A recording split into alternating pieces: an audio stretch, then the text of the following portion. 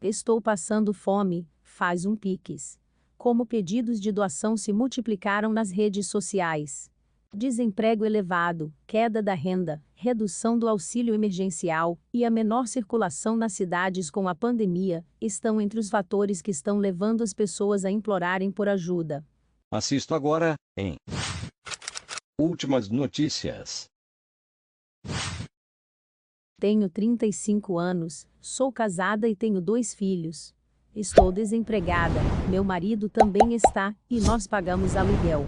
A empresa em que ele estava trabalhando mandou ele embora, mas vai acertar com ele só dia 26 de agosto, ele trabalhava de servente de pedreiro. Estamos com as contas atrasadas, e estão faltando coisas para comer em casa. O relato é de Fabiana Santos Teodoro, moradora de Blumenau, em Santa Catarina. No início de agosto, ela recorreu ao Facebook para pedir ajuda, após seu marido perder o trabalho na construção civil, tornando-se mais um entre os 14,8 milhões de desempregados do país, número recorde registrado pelo Instituto Brasileiro de Geografia e Estatística, IBGE, desde 2012. Assim como Fabiana, muitos outros brasileiros têm usado as redes sociais em busca de doações ou ajuda financeira. O fenômeno se tornou ainda mais evidente após a criação do Pix, sistema de pagamento instantâneo lançado pelo Banco Central em novembro de 2020.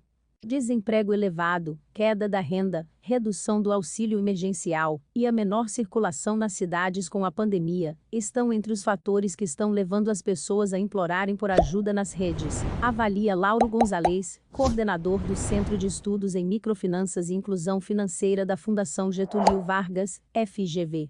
A criação do Pix também contribui para a prática, já que o meio de pagamento sem custo para os usuários facilitou a transferência de pequenos valores, antes inviabilizada pelo alto custo de meios de transferência como TED e DOC. Além disso, o auxílio emergencial levou a um avanço da bancarização da população de renda mais baixa, que agora pode se valer de transferências bancárias para receber doações. Em meio ao desespero das pessoas, que de fato estão precisando de ajuda, no entanto, há também golpistas e robôs que tentam se aproveitar da boa vontade dos doadores, segundo um estudo inédito do Instituto de Tecnologia e Sociedade, ITS, feito a pedido da BBC News Brasil. A análise de mais de 1,5 mil tweets de 181 usuários, que pediram doações via Pix num período de 15 dias em julho deste ano, revelou que ao menos 4% dos perfis e 10% das postagens tinham alta probabilidade de comportamento automatizado. Ou seja, muito provavelmente, são robôs programados para pedir doações nas redes. Twitter e Facebook, que controla a rede social de mesmo nome, e também o Instagram, reconhecem o problema e estimulam os usuários a denunciarem perfis suspeitos. Para Lauro Gonzalez, da FGV, a multiplicação dos pedidos de ajuda e doações virtuais é um reflexo da crise gerada pela pandemia e do momento de instabilidade econômica em que vivemos. Apesar da recuperação da atividade e relativa reabertura, estamos longe ainda da normalidade, observa. Exemplo disso é o fato de que, apesar de os economistas projetarem atualmente um crescimento de 5,3% do Produto Interno Bruto, PIB, para 2021, bem acima dos 3% estimados em meados de abril, a taxa de desemprego do país estava em 14,6% em maio, de acordo com o dado mais recente disponível, com cerca de 3,2 milhões de desempregados, a mais do que em dezembro de 2019, antes da chegada da pandemia ao Brasil. As redes sociais acabam constituindo um veículo propício para as pessoas conseguirem dar escala a coisas que antes era muito difícil escalar. Através das redes sociais, esses pedidos de ajuda financeira ou doações podem atingir milhares de pessoas potencialmente, a um custo bastante reduzido, acrescenta o economista. Segundo ele, a perda de renda e a redução da mobilidade nas cidades brasileiras durante a pandemia são fatores correlacionados. A perda de renda decorre em parte da própria falta de mobilidade porque, na medida em que as pessoas circulam menos, parcela do seu consumo é deslocado para o ambiente virtual, mas outra parcela não, então a roda da economia gira mais devagar com a falta de circulação e o próprio receio das pessoas, afirma o professor da FGV. Nesse cenário de perda de renda e restrição de mobilidade, com deslocamento de parte da vida para o ambiente virtual, uma inovação do mercado financeiro, o Pix, teve um efeito inesperado sobre a vida das pessoas mais pobres. O Pix facilita as transações e a transferência de recursos a custo muito baixo, no limite, até a um custo zero, diz o especialistas em inclusão financeira. Ele se disseminou rapidamente, sendo adotado com sucesso talvez mais rapidamente até do que o Banco Central esperava. Segundo a Febraban, Federação Brasileira de Bancos, até maio deste ano, o sistema contava com 93,6 milhões de usuários cadastrados, e a taxa média de crescimento mensal do número de usuários era de 18%. A parcela do Pix no total das transações bancárias passou de 7% em novembro de 2020 para 30% em março deste ano, enquanto os pagamentos via maquininha de cartão, 68% para 51%, e via TED e DOC, 25% para 19%, perderam espaço. Para a população de baixa renda, o custo de transação dos antigos meios de pagamento eram exorbitantes, observa Gonzalez. Segundo o Banco Central, o custo médio de uma transferência via TED ou DOC é de R$ 11,89, um valor altíssimo considerando que a renda média dos 10% mais pobres do país era de R$ 109 em 2019. Os recursos em espécie dinheiro de papel eram muito utilizados por conta do elevado custo de transação das transferências bancárias. Os pagamentos eram caros e faziam diferença no bolso da população de baixa renda. O Pix vem e melhora essa equação, diz o economista. O professor da FGV destaca ainda outra mudança recente na vida financeira dos mais pobres. O aumento da bancarização dessa parcela da população, resultado do pagamento do auxílio emergencial durante a pandemia através de contas digitais da Caixa Econômica Federal. Segundo o Banco Central, o número de brasileiros com conta em instituição financeira, ou que consumiam algum produto financeiro, investimentos, por exemplo, chegou a 181,7 milhões em julho deste ano, comparado a 165,6 milhões em fevereiro de 2020, o que significa que 16,1 milhões de pessoas passaram a usar serviços financeiros desde o início da pandemia.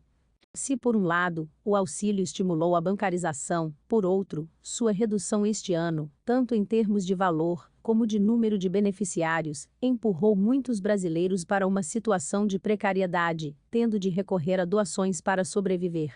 Foi o que aconteceu com o trabalhador da construção civil desempregado Birajara Ribeiro, de 44 anos e morador de Itaquaquecetuba, no interior de São Paulo.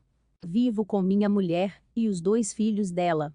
Nosso Bolsa Família foi bloqueado e cortaram meu auxílio. Estou sem comida, sem gás. Vou fazer o quê? Fui pedir ajuda, diz Ribeiro, que recorreu ao Facebook para pedir doações de alimentos ou ajuda para comprar um botijão de gás. Ele conta, porém, ter sofrido muitas humilhações e críticas de outros usuários da rede social. Eu pedi ajuda e me xingaram, chamaram de marmanjo velho, ninguém ajuda não. Quando ajuda, primeiro humilha, depois ajuda, lamenta. Em meio às pessoas que pedem ajuda por de fato estarem passando dificuldades, existem perfis que se passam por necessitados para conseguir dinheiro às custas da boa-fé dos doadores. Alguns desses perfis usam fotos de terceiros na tentativa de comover os potenciais contribuintes, como imagens de crianças pobres e de geladeiras vazias, que não pertencem ao pedinte. No Facebook, há relatos de pessoas que dizem ter doado e sido imediatamente bloqueadas pelo pedinte, ou constataram que o perfil havia sido deletado logo após a doação. No Twitter, pedidos de doação ilegítimos são feitos em alguns casos por perfis automatizados, conforme revelou o estudo feito pelo ITS, a pedido da BBC News Brasil, utilizando a ferramenta Pegabot, lançada pelo Instituto em 2018.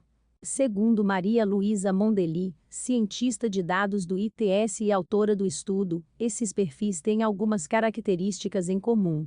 Muitos foram criados recentemente, publicam muito num curto espaço de tempo, repetem o mesmo conteúdo em diversas postagens, usam em seus tweets as tags, que estão sendo muito compartilhadas naquele momento, e publicam em resposta a perfis verificados de amplo alcance, como o do youtuber Felipe Neto, da Exemplo BBB Juliette, do Clube de Futebol Flamengo, do presidente Jair Bolsonaro e de veículos de imprensa.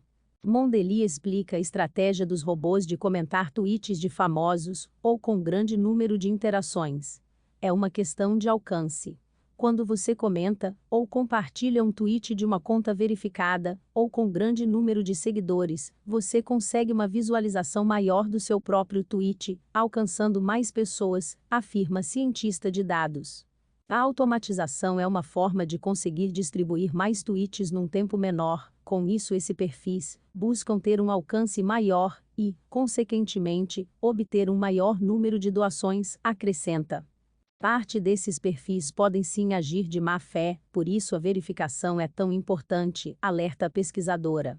Segundo ela, além de estar atento às características mais comuns dos perfis automatizados, os usuários do Twitter também podem usar o Pegabot quando estiverem em dúvida, pois a ferramenta está disponível para o público em geral no endereço https://pegabot.com.br.